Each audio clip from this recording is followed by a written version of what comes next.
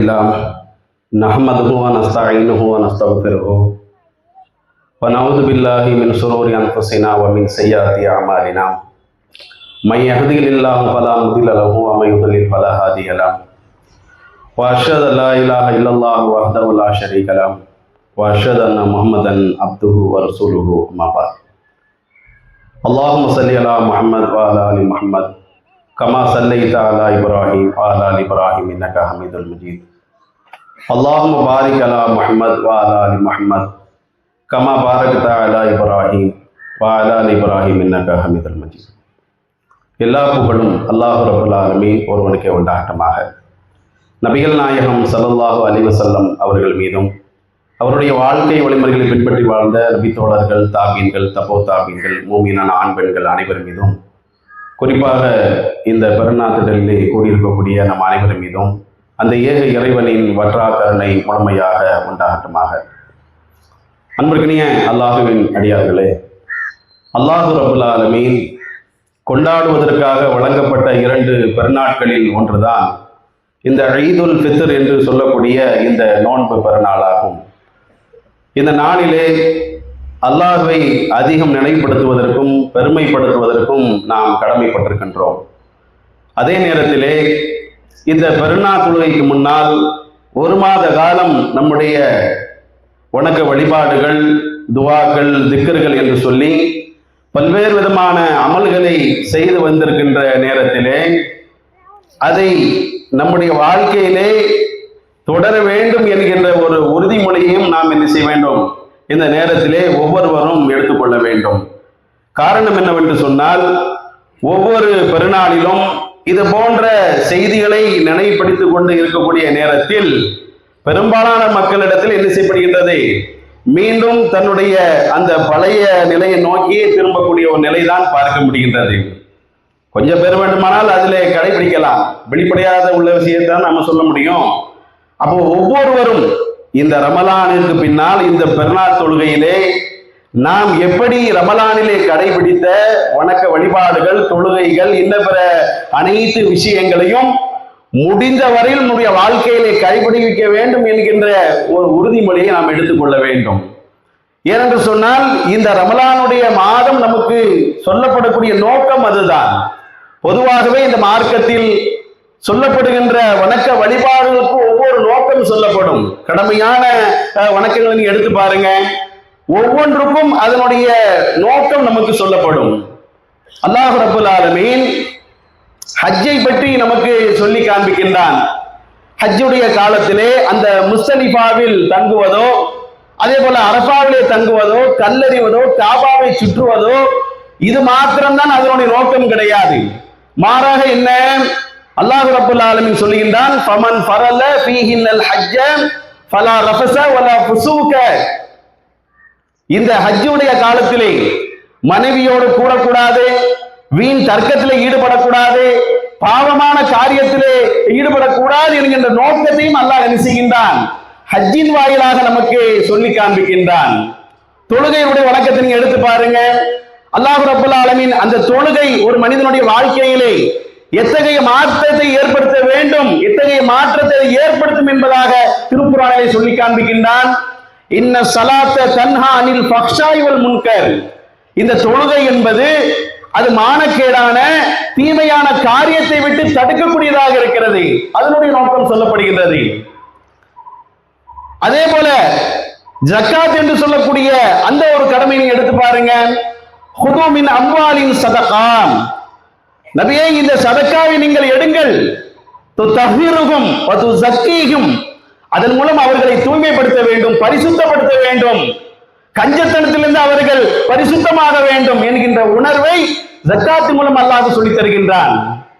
குர்பானி என்கின்ற வணக்கத்தை எடுத்துக்கொண்டாலும் கூட நீங்கள் கொடுக்கக்கூடிய ஆடோ, மாடோ, ஒட்டகமோ, அதனுடைய இறைச்சியோ அல்லது அதனுடைய இரத்தமோ இறைவனை சென்றடைவது கிடையாது, மாறாக உங்களுடைய இறையச்சம் அல்லாஹ்விடத்திலே சென்றடைகிறது। இப்படி ஒவ்வொரு வணக்க வழிபாட்டினுடைய பின்னணியிலும் ஒரு நோக்கம் நமக்கு சொல்லப்படுகின்றது।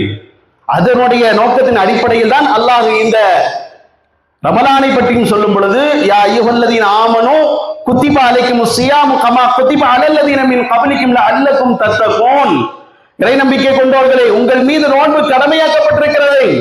உங்களுடைய முன்னோர்களுக்கு எப்படி நோன்பு கடமையாக்கப்பட்டிருக்கிறதோ அதுபோல உங்கள் மீது கடமையாக்கப்பட்டிருக்கிறது.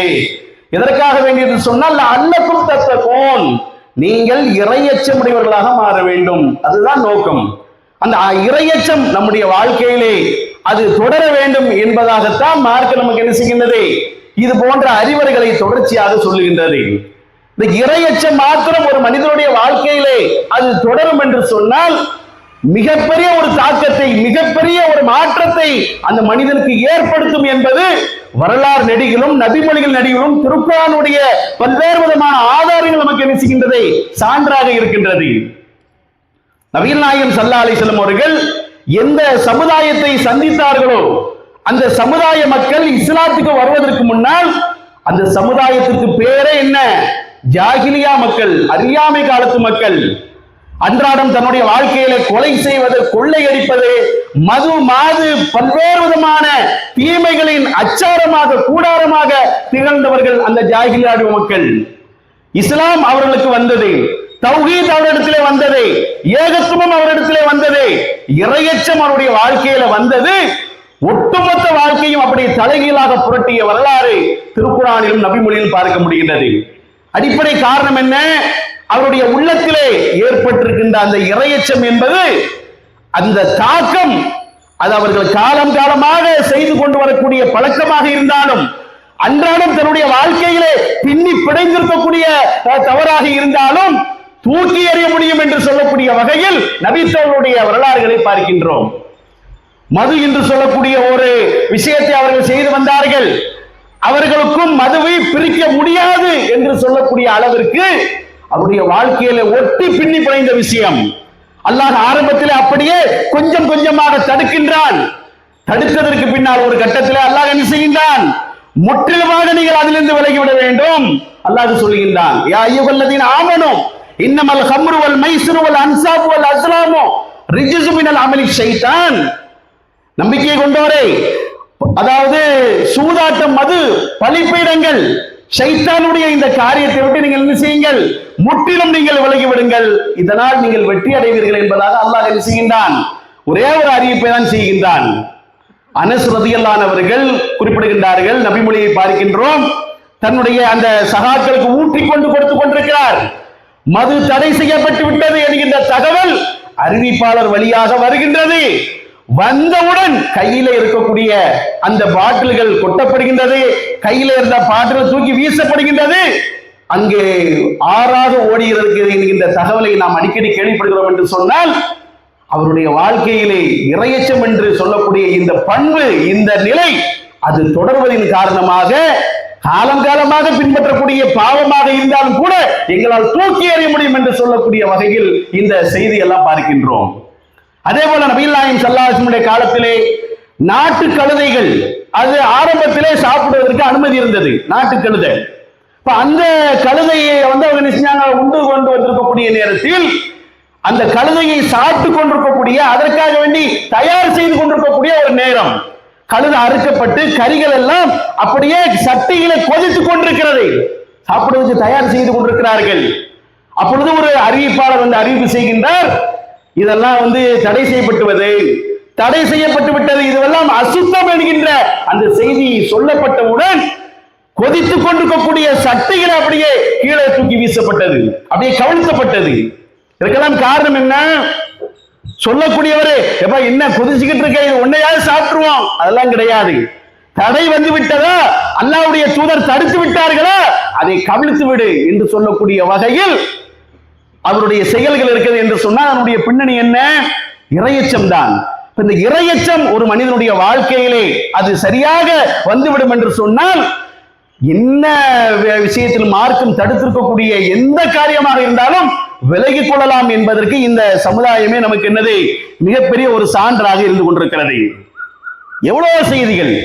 நபிகள் நாயகம் ஸல்லல்லாஹு அலைஹி வஸல்லம் காலத்திலே அபு மஸ்ஊத் என்று சொல்லக்கூடிய ஒரு நபித்தோழர், அவர் அல்லாஹ்வுடைய தூதருடைய காலத்தில் என்ன செய்றாரு, தன்னிடத்துல வேலை பார்த்து கொண்டிருக்கக்கூடிய ஒரு அடிமை, அவர் அடிச்சுக்கிட்டு இருக்கிறாரு, கடுமையாக அடிக்கின்றார், கடும் கோபத்தினுடைய உச்சாணிகளை அவரை கொடுமைப்படுத்திக் கொண்டிருக்கிறார்.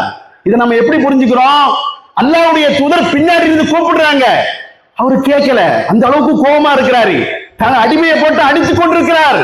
இரண்டாவது நாள் அல்லாஹ்வுடைய தூதருக்கு கூப்பிடுறாங்க, அபூ மஸ்ஊதே, என்னடா? அப்பதான் திரும்பி பார்க்கிறாரு. இப்ப பாருங்க எந்த அளவிற்கு அவர் அந்த அடிமை அடிப்பதில் கவனமாக இருப்பார் என்று சொன்னால், அல்லாஹ்வுடைய தூதர் முதல் முறை கூப்பிடுகின்றார்கள், இரண்டாவது முறை திரும்பி பார்க்கின்றார். திரும்பி பார்த்ததற்கு பின்னாடி அல்லாஹ்வுடைய தூதர் அறிந்து கொள் அபூ மஸ்ஊதே என்று சொன்னவுடன் கையில இருந்த சாட்டை அப்படியே கீழே விழுந்து விடுகின்றது. உடனே அல்லாஹ்வுடைய தூதர் சொன்னார்கள், இந்த அடிமையை அடிப்பதற்கு உனக்கு எப்படி சக்தி இருக்கின்றதோ அதை விட அல்லாஹ் உன்னை தண்டிப்பதற்கு ஆற்றல் உடையவன், நீ அதை அறிந்து கொள் என்று சொன்னவுடன் அவர் சொல்றாரு, லா அல்ரிபு, இனி நான் ஒரு காலத்திலும் என்ன செய்ய மாட்டேன், இந்த அடிமையை அடிக்க மாட்டேன். லா அல்ரிபு மம்லூகன் பஅதஹு அபதா, ஒரு காலத்திலும் என்னுடைய அடிமையை நான் அடிச்சதே கிடையாது, தொட்டதே கிடையாது என்று சொல்லுகிறார். என்று சொன்னால் இறைவனை பற்றியான ஒரு அச்சத்தை இங்கு ஏற்படுத்தினார்கள். உனக்கு மட்டும்தான் அடிக்க முடியுமா? அல்லாஹ் உன்னை அடிப்பதற்கு சக்தி உள்ளவன் என்று சொன்னவுடன் அவர் பயத்தில் நினைச்சிட்டாரு, எப்ப நீ அடிமை ஒரு காலத்திலும் அடிக்க மாட்டேன் என்று சொல்லுகிறார். என்று சொன்னால் இத்தனை சம்பவங்கள் தன்னுடைய வாழ்க்கையிலே என்ன வேண்டுமானாலும் தூக்கி எறிவதற்கு, அதை தடை செய்வதற்கு, அதை அடிக்காமல் இருப்பதற்கு பல்வேறு விதமான சான்றுகள் நமக்கு சொல்லப்படுகிறது. என்று சொன்னால் இதனுடைய நோக்கம் எல்லாமே இறையச்சம் தான். அந்த இறையச்சத்தினுடைய பாடத்தை கற்றுக் கொடுப்பதுதான் ரமலானுடைய நோக்கம். அந்த ரமலானுடைய நோக்கத்தை நாம் நம்முடைய வாழ்க்கையில இனி தொடரப் போகின்றோமா, ரமலானை செய்திருக்கின்ற வணக்க வழிபாடுகளை செய்ய போகிறோமா என்பதை ஒவ்வொருவரும் சுய பரிசோதனை செய்து கொண்டு அதை செய்வதற்கான முயற்சியில் ஈடுபட வேண்டும். இப்படி ஏராளமான சம்பவங்களை நாம் சொல்லலாம். எல்லாமே ஒட்டுமொத்தமாக பார்க்கின்ற பொழுது இறையச்சம் என்கின்ற அந்த குணம் ஒரு மனிதனுடைய வாழ்க்கையில் என்ன மாற்றம் வேண்டுமானால் வரலாம் என்பதற்கு பல சான்றுகளை பார்க்கின்றோம். இன்றைக்கெல்லாம் மனிதர்கள் பொருளாதாரம் என்று சொல்லக்கூடிய அந்த விஷயத்தில் என்ன செய்கின்றார்கள், பல நேரங்களில் இறைவன் மறந்து விடுகின்றார்கள், வணக்க வழிபாடுகளிலே கவனம் செலுத்தாமல் விட்டு விடுகின்றார்கள். ஆனால் அப்படிப்பட்ட ஒரு நிலையை கூட சகாபாக்களுடைய காலத்திலே அவர்களுக்கு வந்ததற்கு பின்னால் அவர்கள் எப்படி நடந்து கொண்டார்கள், அவரிடத்திலே இறையச்சம் எப்படி இருந்தது என்பதை நபிமொழியிலே பார்க்கின்ற பொழுது கப்பாப் பின் அல் அரத் என்று சொல்லக்கூடிய ஒரு நபித்தோழர். இந்த நபித்தோழரை எப்படிப்பட்டவர் என்று சொன்னால், இவருடைய வேலை கொள்ளர் வேலை, இந்த இரும்பெல்லாம் செய்வாங்க இல்லையா, அந்த மாதிரி வேலை செய்து கொண்டிருக்கக்கூடிய ஒருத்தர் தான். இவருடைய வரலாறு ஒரு நிகழ்ச்சியான ஒரு சம்பவம். பெரிய தியாகங்களுக்கு பின்னால், பெரிய ஒரு சிரமத்திற்கு பின்னால் இந்த மார்க்கத்திலே நிலைத்திருந்தவர் தான் இந்த கப்பாப் பின் அல் அரத் என்று சொல்லக்கூடியவர். இவர் தன்னுடைய கடைசி காலகட்டத்தில் என்ன செய்யறாரு, வயதான காலத்தில் இருக்கிறாரு. இவரிடத்திலே ஒரு பொற்காசுகள், தங்க காசுகள் அதிகமாக கையில இருக்கின்றது, வீட்டுல இருக்குது. அந்த நேரத்தில் இவர் அழுதுகிட்டே இருக்கிறாரு. இவரை சந்திப்பதற்காக வேண்டி வந்த சில நபித்தோழர்கள் அவரை பார்க்கிறாங்க, அழுதுகிட்டு இருக்கிறாரு. ஏன் அழுதுகிட்டு இருக்கீங்க, என்ன பிரச்சனை உங்களுக்கு, ஏற்கனவே வயசாயிருச்சு, மீண்டும் மீண்டும் அழுது உங்களுடைய உடலை நீங்கள் பலவீனமாக்க வேண்டுமா, இதற்காக வேண்டி அழுவுறீங்க என்று சொன்னவுடன் கப்பாப் அவங்க சொல்றாங்க, அதாவது இன்றைக்கு என்னிடத்தில் அங்க பாருங்க எவ்வளவு பொருளாதாரம் இருக்கின்றது அப்படின்னு கையை காமிக்கிறாரு. அதெல்லாம் பூட்டி வைக்கல, கண்ணுகளுக்கு முன்னால் இருக்கின்றது. என்னோடு இருந்த நபித்தோழர்கள் முஸாப் இப்னு உமைர் என்று சொல்லக்கூடியவர் போர்க்களத்திலே கொல்லப்பட்டார். அவரை அடக்குவதற்கு துணி முழுமையாக கிடையாது. முஸாப் இப்னு உமைர் பெரிய பணக்காரர், பெரிய செல்வந்தர், அனைத்தையும் தூக்கி போட்டு விட்டு இஸ்லாத்தை ஏற்றுக்கொண்டார். அவரை மூடுவதற்கு ஒரு முழு துணை கிடையாது.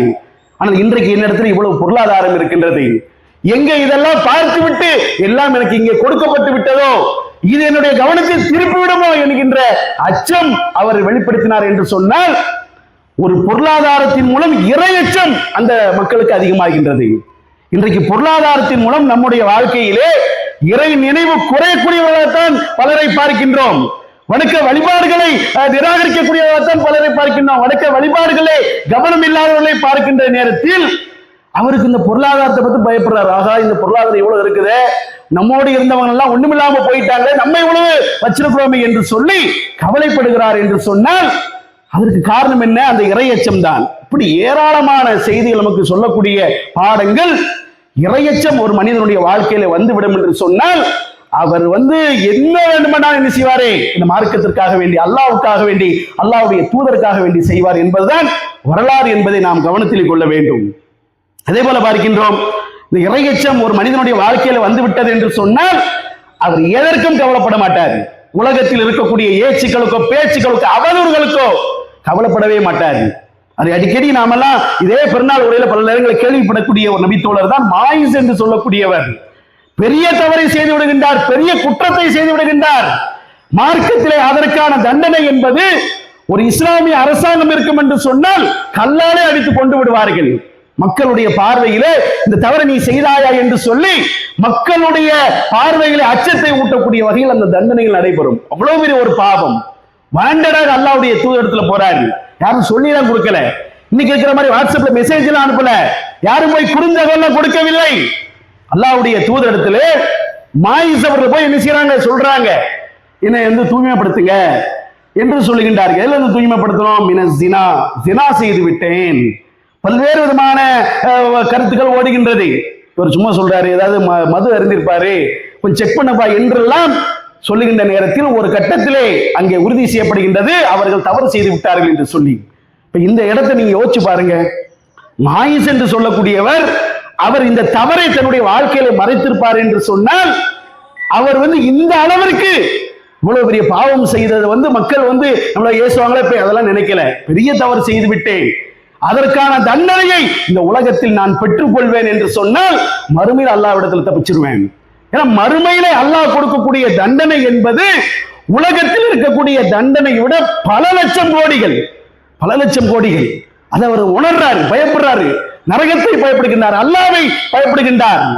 உலகத்துல ஒரு தடவை அடிச்சு கொள்ள முடியும், 100 தடவை அடிச்சு கொள்ள முடியும், பிரச்சனை இல்லை. அதற்கான பரிகாரம் உலகத்திலேயே தீர்க்கப்பட வேண்டும் நினைத்தார். தன்னுடைய தவறை ஒத்துக்கொண்டார். அல்லாஹ்வுடைய தூதர் என்ன செய்கின்றார்கள், அவருக்கான தண்டனை நிறைவேற்றுகின்றார்கள். நபிகள் நாயகம் ஸல்லல்லாஹு அலைஹி வஸல்லம் அவர்கள் நரகத்தை பற்றி ஒரு இடத்தில் நமக்கு குறிப்பிடுகின்றார்கள். நரகத்தினுடைய ஒரு சின்ன ஒரு தண்டனை என்ன தெரியுமா, இருக்கிறதுலேயே அதுதான் ரொம்ப லோவான தண்டனை. அது வந்து அல்லாஹ்வுடைய தூதர் சொல்றாங்க, செருப்பு அவருடைய கால்களிலே மாற்றப்படும், அதன் காரணமாக மூளை கொதிக்கும். இதுதான் ரொம்ப ஒரு கம்மியான தண்டனை என்று சொன்னால், நரகம் என்பது பல்வேறு வெரைட்டிஸ்ல இருக்குது, பல்வேறு வகையில் இருக்குது. அதுல முதல் தட்டு, இரண்டாவது தட்டு, மூன்றாவது தட்டு, முனாஃபிக்கள், நயவஞ்சகர்கள் அடித்தட்டில இருப்பார்கள். இதெல்லாம் தாங்க முடியுமா? இதெல்லாம் அவர் யோசிச்சு பார்க்கிறாரு. இந்த தண்டனை செய்து விட்டோம், அல்லாஹ்விடத்தில் மாட்டிக்கொள்வோமோ என்றெல்லாம் பயந்து அல்லாஹ்வுடைய தூதரிடத்தில் ஒத்துக்கொள்கின்றார். தண்டனையை நிறைவேற்றுவதற்கு அல்லாஹ்வுடைய தூதர் உத்தரவிட்டார்கள். சுத்தி நபித்தோழர்கள் அவரை கல்லால அடிப்பதற்கு, கையில கிடைத்திருக்கின்ற பொருட்களை எடுத்து அடிப்பதற்கு எல்லாரும் அடிக்கிறாங்க, ஓடுறாரு. நாம இன்னைக்கு என்னடா இது, இவர் தானே வந்து சொன்னாரு தண்டனை நிறைவேற்ற சொல்லி, இப்ப ஓடுறாரு என்று நினைப்போம்.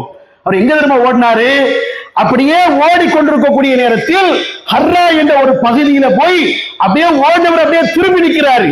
திரும்பி தன்னுடைய நெஞ்ச நிமித்தி இப்படி நிற்கிறாரு.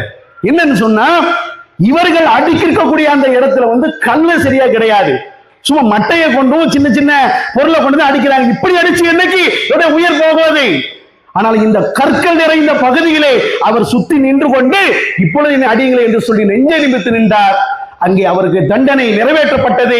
அவருடைய ரத்தம் ஒரு சில சகாபாக்கள் மீது பட்டவுடன் அவர்களை வந்து அருவருப்புப்பட்டார்கள். அல்லாஹ்வுடைய தூதர் சொன்னார்கள், மாயிஸ் அவருடைய பாவ மன்னிப்பை ஒரு சமுதாயத்திற்கு, ஒரு கூட்டத்தாருக்கு பிரித்து கொடுக்கலாம் என்று சொல்லக்கூடிய அளவிற்கு அவருடைய வாழ்க்கை நமக்கு பாடமாக இருக்கின்றது. எதற்காக சொல்கிறோம், இறையச்சம் வந்துவிடும் என்று சொன்னால் தவறு செய்தால் கூட ஒத்துக்கொள்வோம், என்ன பிரச்சனை? இப்போ நீ எத்தனை வருஷம் சொல்லிட போற என்னை பத்தி, தவறு செஞ்சுட்டாங்க, என்ன செய்யறது, அதற்கான பரிகாரம் உலகத்தில் எனக்கு கணக்கு தீர்க்கப்படும் என்று சொன்னால், அல்லாஹ்விடத்திலே எனக்கு அதற்கான தப்பித்தலுக்கான வாய்ப்பு இருக்கும் என்று சொன்னால், உலகத்துல யார் என்ன பேசலாம் பிரச்சனை கிடையாது. எத்தனை வருஷம் பேசுவோம், 10 வருஷம் பேசுவியா, 50 வருஷம் பேசுவியா, 100 வருஷம் பேசுவியா, 1000 வருஷம் இருந்துட போறியா, ஒண்ணும் கிடையாது. அல்லாஹ்விடத்துல நான் சிறந்தவனா இருந்தா போதும் என்கின்ற அந்த எண்ணம் தானே, அந்த இறையச்சம் தானே. அந்த இறையச்சத்தை கற்றுத்தரக்கூடிய ஒரு பாடமாகத்தான் ரமலானுடைய மாதம் நமக்கு அமைந்திருக்கிறது என்பதை நாம் புரிந்து கொள்ள வேண்டும். இப்படி ஏராளமான செய்திகள் நமக்கு இறையச்சம் என்று சொல்லக்கூடிய பண்பை நாம் வளர்த்துக் கொள்வதற்கு அல்லாஹ் ரப்பல் ஆலமீன் ஒவ்வொரு வருடமும் இந்த வாய்ப்பை நமக்கு தருகின்றான். அதிலே நாம் நம்முடைய வாழ்க்கையை சீர்தூக்கி கொள்ள வேண்டும் என்கின்ற ஒரு அடிப்படையை புரிந்து கொள்ள வேண்டும். இறுதியாக ஒரே ஒரு தகவல், நபிகள் நாயகம் ஸல்லல்லாஹு அலைஹி வஸல்லம் அவர்கள் பெருநாள் தினத்தில் வந்து நமக்கு என்ன செய்திருக்கின்றார்கள், அதிகமாக அல்லாஹ்வை புகழ்வதற்கு, திக்ர் செய்வதற்கு நமக்கு வழிகாட்டி இருக்கின்றார்கள். அந்த அடிப்படையில் நாம என்ன செய்ய வேண்டும், இன்றைக்கு அதிகமாக எவ்வளவு வாய்ப்புகள் கிடைக்குமோ தனியாக திக்ர் சொல்வது இன்றைய தினத்தில் செய்யக்கூடிய விஷயம். ஆனால் பெருநாள் திடலிலே அல்லாஹ்வுடைய தூதர் நமக்கு என்ன செய்திருக்கின்றார்கள், அதிகமாக பிரார்த்தனை செய்யுங்கள் என்று சொல்லும் பொழுது கட்டளையாக சொல்லுகின்றார்கள், குன்னான் உமரு அன் நுஹ்ரிஜ யௌமுல் ஈத், ஈதுடைய நாளில் நாங்கள் கட்டளையிடப்பட்டிருக்கின்றோம். இந்த செய்தியில வருகின்றது. உம்மா அத்தியார் ரலியல்லாஹு அவர்கள் குறிப்பிடுகின்றார்கள், பெருநாள் நாளிலே நாங்கள் கட்டளையிடப்பட்டிருந்தோம். எப்படி? கன்னி பெண்கள், மாதவிடாய் பெண்கள் நீங்கள் திடலுக்கு வரணும், பெண்கள் ஆண்களுக்கு பின்னால் நிற்க வேண்டும், இப்படி எல்லாம் தொடர்ச்சியாக சொல்லிவிட்டு அவர்கள் துவாவில ஈடுபடுவார்கள். அவர்களோடு நீங்கள் துவாவில் ஈடுபட வேண்டும். அவர்கள் துவா செய்வார்கள். அந்த நாளிலே அல்லாஹ்விடத்திலே பரக்கத்தை வேண்டுவார்கள் என்பதாக நபிகள் நாயகம் ஸல்லல்லாஹு அலைஹி வஸல்லம் சொல்லி காட்டுகின்றார்கள். பரக்கத்தை பெற்று தரக்கூடிய ஒரு வாய்ப்பை அல்லாஹ் நினைச்சிருக்கின்ற இந்த நாளை நமக்கு வாக்குறுதி தந்திருக்கிறான் என்று சொன்னால், அல்லாஹ்வுடைய தூதர் வழிகாட்டுகிறார் என்று சொன்னால், பரக்கத்து என்பது அதற்கு நமக்கு பல நேரங்களில் விளக்கம் கேட்டிருக்கிறோம். ஒரு மனிதனுடைய வாழ்க்கையிலே பரக்கத்து என்று சொல்லக்கூடிய ஒரு அம்சம் மாத்திரம் இல்லை என்று சொன்னால், பரக்கத்துனா பணத்துல மாத்திரம் இல்லை, எல்லாத்திலையும் பரக்கத்து. பரக்கத்தினாலே என்ன? அல்லாஹ்வின் புறத்திலிருந்து நமக்கு கிடைக்கக்கூடிய பொருளாதாரமாக இருந்தது என்று சொன்னால் குறைந்த தேவையில் அதிகமான ஒரு நிலை அறிந்து கொள்வது. இது மாதிரியான பரக்கத்து என்பது பல்வேறு நேரங்களில் நமக்கு சொல்லப்பட்டாலும் குறிப்பாக பெருநாள் தினத்தில் நமக்கு சொல்லப்பட்டிருக்கிறது. அதே நேரத்தில் அதிகமாக அல்லாஹ்வை இந்த நாளிலே வாய்ப்பு கிடைக்கும் போதெல்லாம் தக்பீர் சொல்லி புகழ வேண்டும் என்கின்ற அறிவுரையும் அல்லாஹ்வுடைய தூதர் நமக்கு சொல்லி காட்டியிருக்கின்றார்கள். எனவே அதையும் நாம் கவனத்திலே கொண்டு இந்த துவாவிலே ஈடுபட வேண்டும். அல்லாஹ்வுடைய தூதர் இந்த நாளிலே இறைவனை பெருமைப்படுத்துவதற்கு, துவா செய்வதற்கு, தர்மம் செய்வதற்கெல்லாம் பல அறிவுரைகளை சொல்லி இருக்கின்றார்கள். இதையெல்லாம் நாம் கவனத்திலே கொண்டு நம்முடைய வாழ்க்கையிலே இந்த பெருநாள் நமக்கு கிடைத்திருக்கின்ற வாய்ப்பு அடுத்த பெருநாள் நமக்கு கிடைக்குமா கிடைக்காத என்கின்ற உத்தரவாதமா யாருக்கும் சொல்ல முடியாது. கிடைத்திருக்கின்ற வாய்ப்பை பயன்படுத்தி அல்லாஹ்விடத்திலே அருளையும் அல்லாஹ்விடத்திலே பரக்கத்தையும் மறுமைக்கான அந்த அச்சத்தையும் நாம் தேடிக்கொள்ள வேண்டும் என்கின்ற தகவலை சொல்லி இந்த உரையை முடித்துக் கொள்கிறேன். வாஹிர் தஅவானா அல்ஹம்துலில்லாஹி ரப்பில் ஆலமீன். அஸ்ஸலாமு அலைக்கும்.